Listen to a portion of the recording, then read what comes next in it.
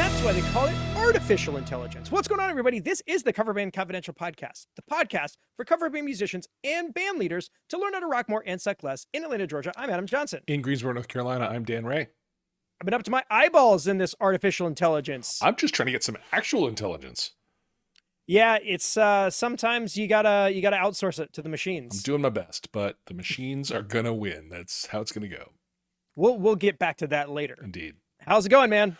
Real good. There's some stuff we're going to talk about a little later, but I've been in some action on some things that are important to my brand and my future and my thinking in terms of music, and so I'm excited to cover that. No gigs to speak of or rehearsals. I've been on weekend trips the last couple of weeks, so yeah, we have not done our normal Sunday morning rehearsal, but next week will be one, and we're excited about it. Sweet. The only like music-y stuff that I've done is just kind of setting up calls. I'm actually going to be doing that video that we were talking about with the Maestro folks. Nice. That's supposed to be tomorrow. So then I hope I'll have all the things I need to talk about that product and get going on it because, yeah, it's pretty neat. Super cool. And then I bought my friend a guitar amp for his birthday. He's got like a stupid, huge Mesa rig. So like you can't like play it at home. Right. So I found this little amp, this battery powered amp on Amazon, and it sounds ridiculously good. You posted a video about that, yeah. For $44 is what it was when I got it. Jeez. It's got a clean tone and a dirty tone, and they sound good. Okay. So maybe we'll drop the link for that in the show notes. We'll definitely drop it into the live chat because once again we are streaming these episodes to see if we can get some traction. Because if we do, then we'll start streaming to all of the other platforms that we're on, like Instagram and all of that. And I don't know if any of you guys have been keeping tabs, but our Instagram kind of exploded this week. Did it? It did. The strangest thing, we have this channel on the Slack where people just exchange memes. Right. And one of our longtime patrons, Donnie, posted this really funny one about supporting small bands. And it basically, like, everything that it tells you to do gets progressively worse and worse. By the end, you're fighting the lead singer in the parking lot. And I just thought it was funny and posted it on our account, just not really thinking about it. And it's got like over 10,000 likes. It's crazy. As of today. And we've gotten like 200 new followers, and it just keeps on going. So much I actually took that same post and reposted it as a reel, and it's also doing well. So there you go. Funny. I went viral because of somebody else in our community. Funny stuff wins. Which is pretty cool. It's true. Yeah. You know what else wins? We do. Because you know what happened this week? Ooh. We hit number 32 top music podcasts in Ireland this week. So big thanks to our Irish listeners. That's Indeed. Super rad. No, it's awesome. Okay, so let's go to reviews then. Sure. And this review is more of an email/post response to last week's episode. And this is actually from another patron, Jason Adler. He dropped this in this morning under the Rockmore channel, which is where you celebrate all the good stuff. That's right. In the patron Slack. That's right. Yeah. It's a thing we haven't talked about in a while. If you are a Patreon member, if you join that, you get to join a Slack channel, private Slack environment with us. And when we started, it was like, come hang out on Slack with us. Like we were the draw. But these days, oh my God, we are clearly not the draw. It's 75, 80, something like that, people who are doing this thing and doing it well and doing it across the world. And it's a really amazing little community. So that's the beauty of joining the Patreon. Absolutely. So Jason says, booking win ties into the cold email discussion. A new restaurant, bar, live music venue opened here late last year. My bandmates tried to book with them in December. Short series of vague emails, so on and so forth. Things went quiet. Found out the original booking people don't work there anymore and got new updated contact information. Sent an email the next day. And because they had kind of walked in and talked with a manager, that they were like, is this a warm email as opposed to a cold one? And of course, now we're getting into the temperatures of electronic mail, which is not a thing. No. Finalizing their first date for October 18th. And he actually included the body of the text in this post so that anybody can take that and use it so that they can book at their venue of choice. And unlike the email we dissected last week, it really is like, hey, thanks for your time. Here's who we are. Here are links about us. Here's our availability. Boom. Yep. That's it. It was really well done. So clean. Really good. He also mentioned that in addition to getting that date booked, he put in a good word for one of his buddies groups, which solved a problem for them. And we all know that, karma, reputation, being a useful engine is a good thing. We want to be able to do that for venues and other musicians and all that good stuff. Be a useful engine. That's a Thomas the Tank Engine reference for those of you who aren't parents. No, 100%. But yes, that is our goal. And big thanks to Jason for sharing that. And if you want to get your hands on that email, it's $5. You can hop in and you're going to get way more than that. 100%. Oh my God. If nothing else, you get the one thing. You ready to move into it? Let's do it. So it's been a while since we've done a Meatballs episode. Sometimes there's a lot of meat on the bones of an episode, and sometimes it's meatballs. Well, and there's been a lot of small things. Just a lot of small things like meatballs. But all of them relevant to it's more like we have too much to talk about. No, they're meaty and they're in a delicious sauce. It's just not one piece of meat.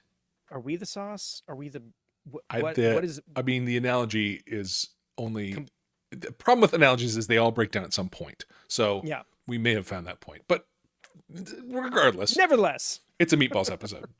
Yeah.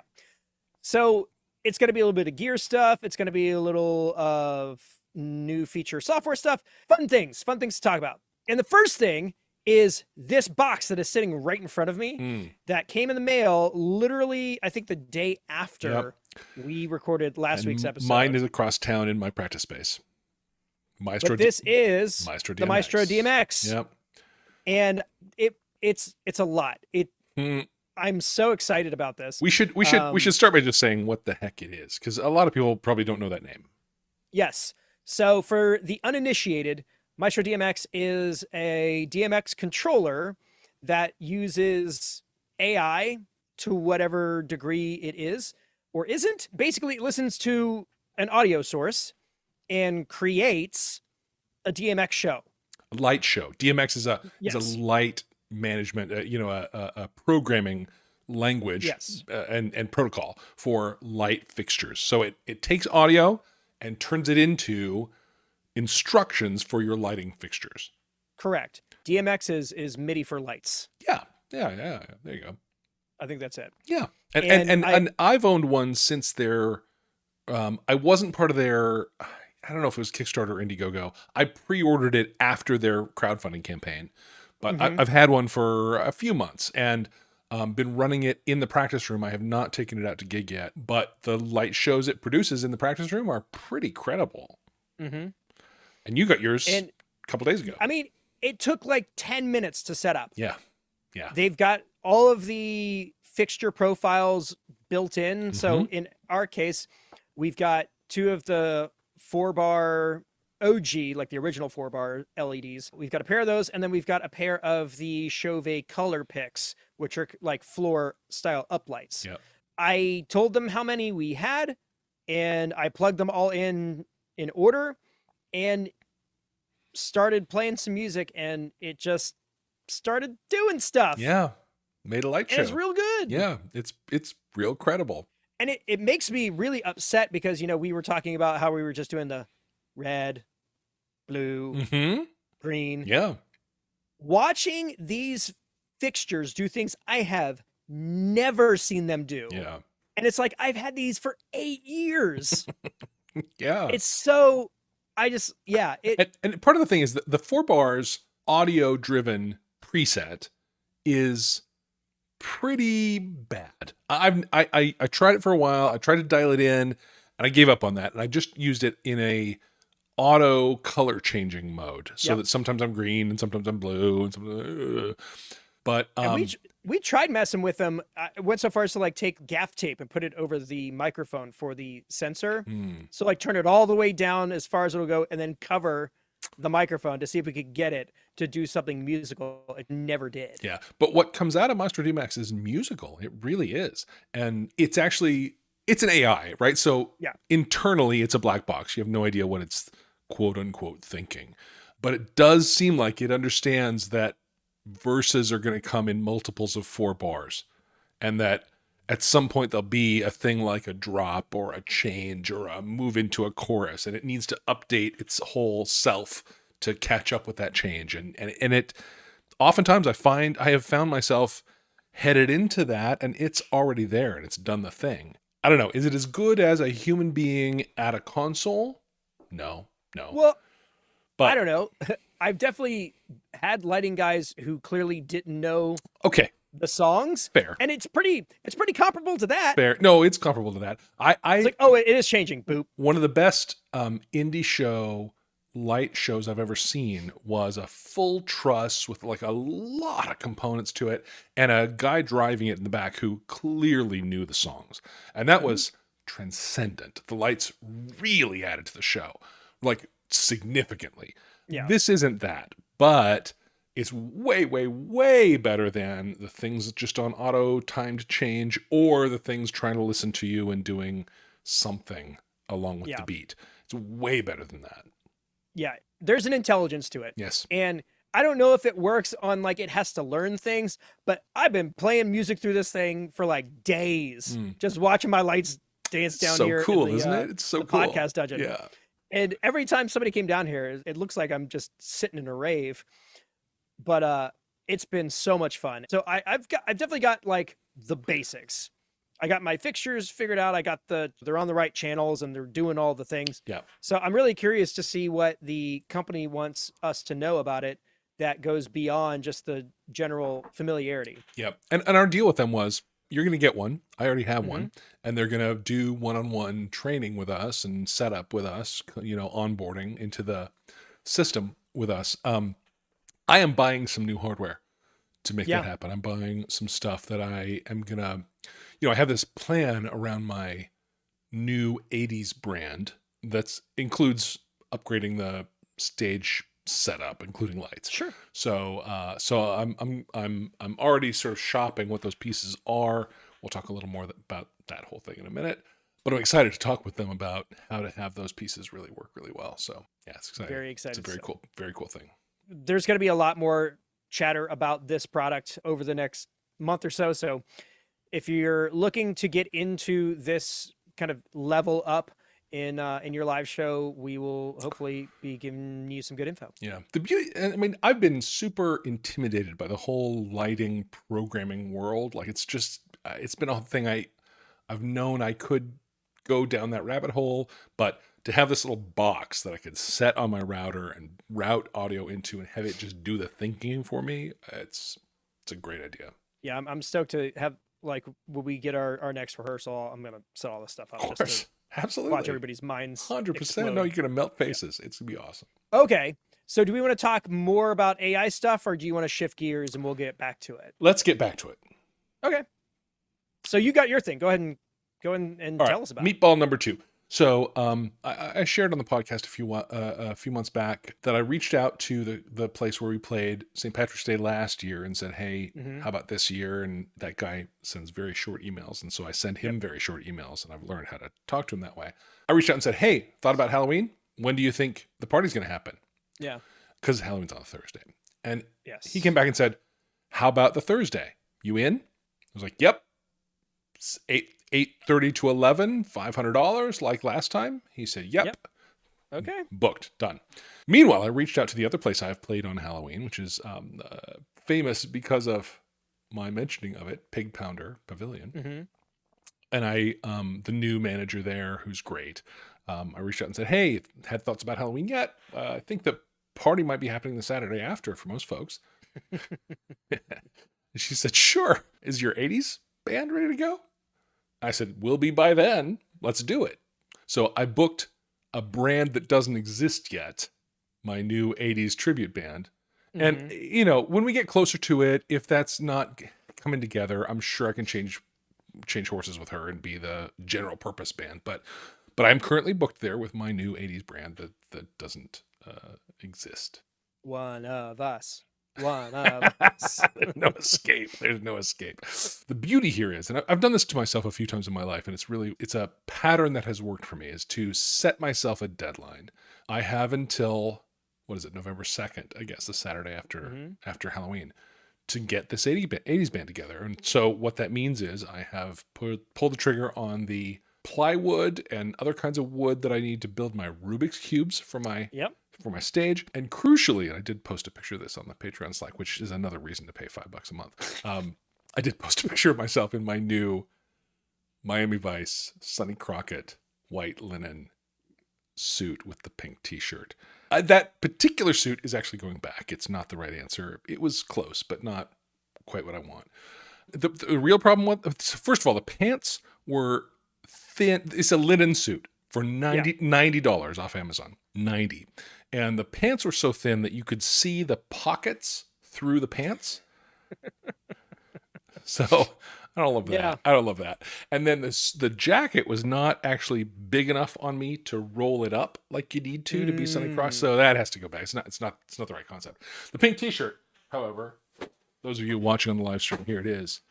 Perfect. The pink t-shirt, unimpeachable. So we're getting there. And part of it is setting a deadline for myself has got me in action and in gear in a way that I have not been about. I've had this idea for a long time. I mean, probably since I met you, frankly. Yeah. And I'm only moving now because I booked it and I have to solve this problem called I booked it.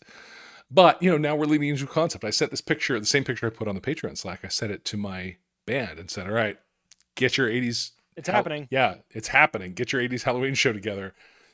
Taylor, I need her in a neon tracksuit with like a scrunchie on the top of her head because it's happening. So get organized around that. And I think it's a really powerful thing to set a deadline for yourself and make it so that you have to solve the problem. Because I have not solved the problem. I'm taking no action about it until literally I booked this gig and now I have to. Yep. And I've done this before on a couple of projects. Warped was definitely one of those where we booked the show before we had the songs. Right. But it was one of those things where it's like, if I don't start this, it's never going to happen. So get it out there. And we definitely have not been able to do as much as I'd like to do with that project, but it exists. And it is a thing that people inquire about, like it's out in the world. Mm-hmm. So we've got some ideas and maybe we'll get to them this year, maybe not. But the next thing that would be for us to do emo live band karaoke, which is, again, a thing we've never done before. Right. So if we end up talking with a venue and getting something like that booked, it will definitely be at a point where we aren't prepared for it. And then you just got to get ready. Yeah. Yeah. And that's that. Yeah. You got to throw yourself. There's a story I heard about young John F. Kennedy in Ireland with his brothers and cousins roaming around the family estate in Ireland. And they wanted to explore beyond the fence, but nobody had the courage to do it, jump over the fence. Oh my God, that's a big thing. And JFK took off his cap, because they all wear floppy tweed caps, and he threw it over and it was like, why'd you do that? I said, well, now I have to get over there. So I invite you to consider throwing your hat over the fence, because that's how you force yourself out of comfort. It's how you force yourself into that thing you've been thinking about forever that you've never taken action on. Yeah, book it. Throw your hat over the fence. Easy peasy. Get there. Well, no, not necessarily. It could be hard, but well, no, the booking part, like the booking the thing that doesn't exist, is kind of yes. That's the easiest part, and then there's a lot of work to do. But if you're gonna force yourself into doing it, it's gonna take something. So yeah, book it. Throw your hat over the fence. Get there. Cool beans. Okay, so the next thing that I want to talk about is absolutely breaking news. This dropped not even early today. It dropped this afternoon, like after I quit working.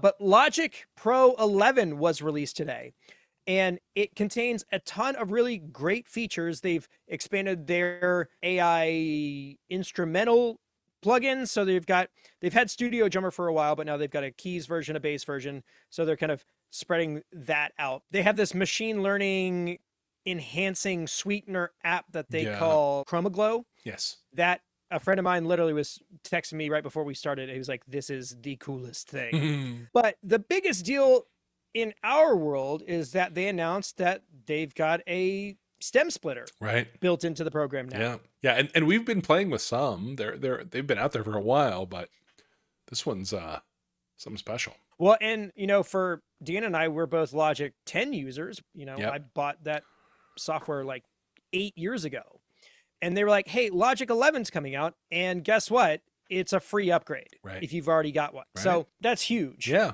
Just to get that as a free update. So literally, as we were like hopping onto this call to start the episode, I updated the software. I was like, I've got to figure this out.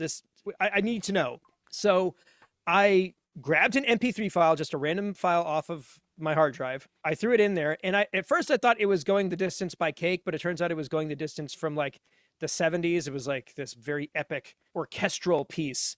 And I just ran it through the machine, and it separates vocals, drums, bass, and other, which is keys, horns, guitars, strings, all kind of be there. And I was absolutely flabbergasted by how good of a job it did splitting those out. And I was like, okay, that's a unique arrangement, different instrumentation. Maybe it was just a one-off because of this weird selection. So I went and I grabbed a live performance from Teddy Swims, threw it in there, and the separation is astonishing. The vocals have no artifacts in them from any of the other instruments. You're going to get some of the standard kind of phasey sound around the drums as they're kind of pinching frequency ranges and stuff, but it is all perfectly workable. And the isolation is astonishingly good.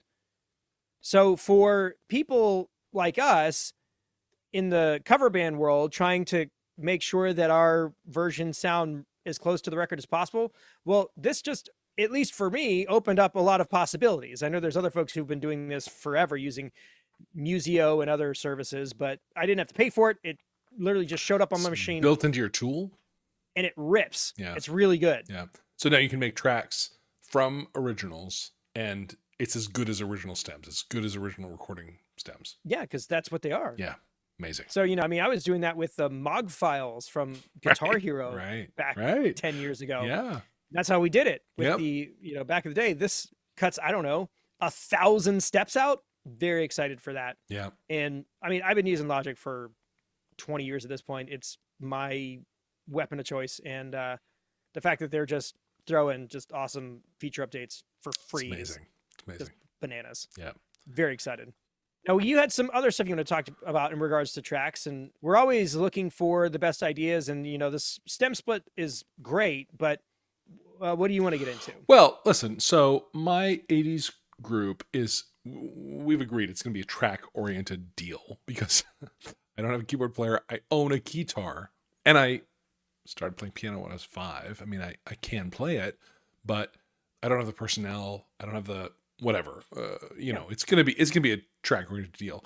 I discovered a new app called Jam Zone, which I was previously unaware of, that is a little bit of an upgrade over karaoke version in as much as it is an app that lives on your devices or on your computer that can put out tracks to audio in a way that's kind of unlike what karaoke version does. Now, I think probably, and somebody mentioned this, and I'm not sure how much I believe it, but behind the scenes, I think it's probably all the same stuff. I think it's basically the same track. I think they're owned by the same people. I suspect they're leveraging a library that is in common.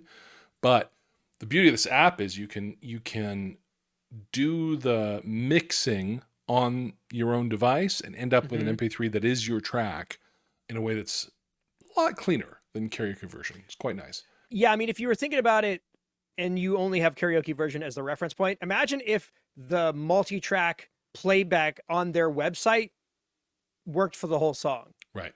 And so you can just be like, all right, well, for this song, I don't need bass and I don't need drums, but I need a second guitar. You can literally just mute and solo tracks as you go. Yeah.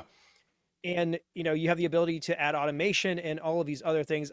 A buddy of mine who is doing live band karaoke, he's like, this is what we use. Yeah. Because the song list is so wide. Yep. And it's just easy to just drop something in moments notice. I can totally see you could use it live, just pulling stuff out. The point is, it's a very cool source for band backing tracks that I've never considered before. And I just found it a few weeks ago, and I've been starting to build tracks for the 80s project that are from that. And I think it's going to be a really awesome tool.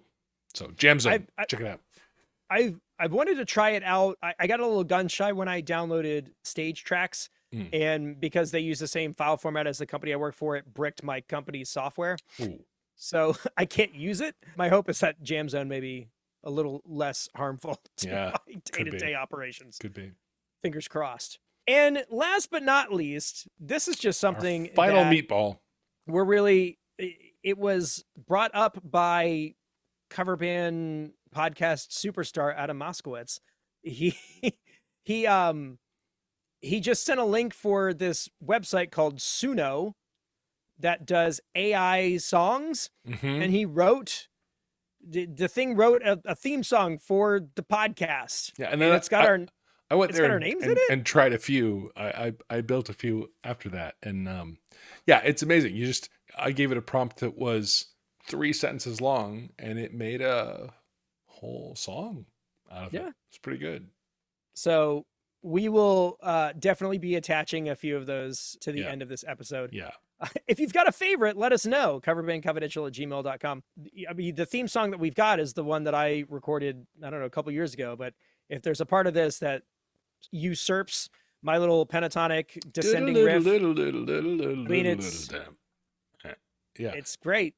But it's up for debate. For sure. No, if the AI can stomp it, then that's what we'll do. Yeah. What was that line? That it's we'll make you the kings and queens of the live music affair. Yeah, we'll make yes, exactly. That is, you got to hand it to artificial intelligence, because it's not an artificial intelligence. Shame, fear of rejection. Yeah. Because I would never in a million years write that line on a piece of paper. That verse went, don't need original tunes, no need for the stress. We're all about the covers, so you got to impress. Rock more and suck less, that's the motto we swear. We'll make you the kings and queens of the live music affair. Yeah. I mean, there's so much wrong with that. No human would ever write that and then ever see the light of day again. Can you imagine? But AI has no shame, so... It's giving the bed that eats people. Yeah. So you guys enjoy this treatment of whatever it is that here we go. But let us know about it. We'll put it into the show if that's what has to happen.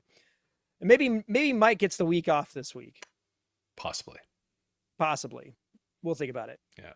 Well, if that's it, big thanks to the folks on YouTube. Big thanks to the folks on Twitch for hanging out with us this evening, and we'll keep doing this and see if it does anything. Otherwise, I'll call it for this week. In Atlanta, Georgia, I'm Adam Johnson. In Greensboro, North Carolina, I'm Dan Ray. You have been listening to the Cover Band Confidential podcast for the week of May 17th, 2024.